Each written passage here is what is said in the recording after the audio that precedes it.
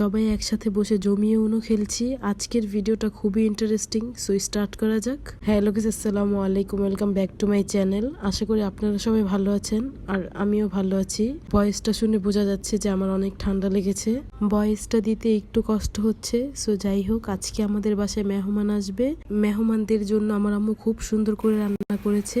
বাহিরে ওই দিন খুব বৃষ্টি হচ্ছিল, আর রান্নায় কি কি ছিল সেটা আপনাদেরকে দেখাচ্ছি। এই যে দেখতে পাচ্ছেন, অথেন্টিক রেসিপিতে শাহী কালাভুনা রান্না করেছে। এই কালাভুনাটা আমার বোন নিজের হাতে করেছে।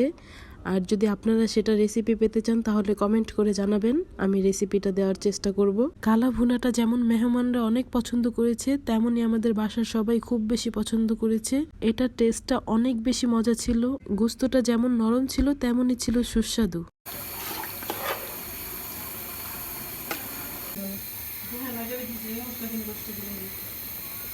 সেদিন আমার আম্মু নিজের হাতে খুব সুন্দর করে রোস্ট রান্না করেছিল, আর এই রোস্টটা খেতে আমরা খুব পছন্দ করি। আমার আম্মু যেভাবে রান্না করে, এটা একদমই তার নিজের রেসিপিতে রান্না করেছিল।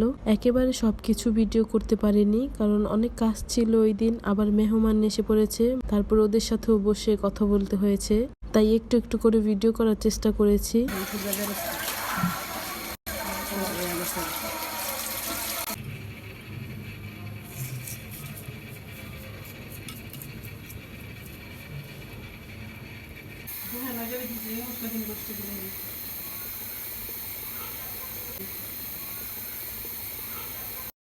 চিকেন ফ্রাইটা খেতে অনেক বেশি মজা পেয়েছি, অনেক মজা হয়েছিল, সবাই পছন্দ করেছে।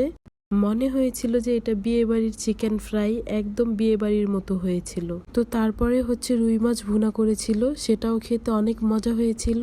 তো রান্না বান্না প্রায় শেষ হয়ে গিয়েছিল, তারপর আস্তে আস্তে সবাইকে দিচ্ছিল খাবার। সো সবাই একসাথে বসে পড়েছিলাম, আমিও বসে বসে খাচ্ছি আর একটু একটু করে মাখাচ্ছি, একটু একটু করে খুব সুন্দর করে খাচ্ছি। ডিম ভুনা আর পোলাও দিয়ে খেতে আমার খুব ভালো লাগে, আমি অনেক পছন্দ করি।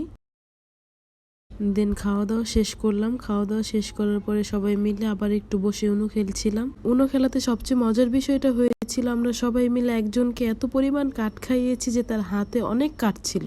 যাই হোক, সেদিন অনেক ভালো লেগেছিল। সবাই একসাথে বসে খাওয়া দাওয়া করেছি, গেম খেলেছি, তারপরে মুভিও দেখেছিলাম।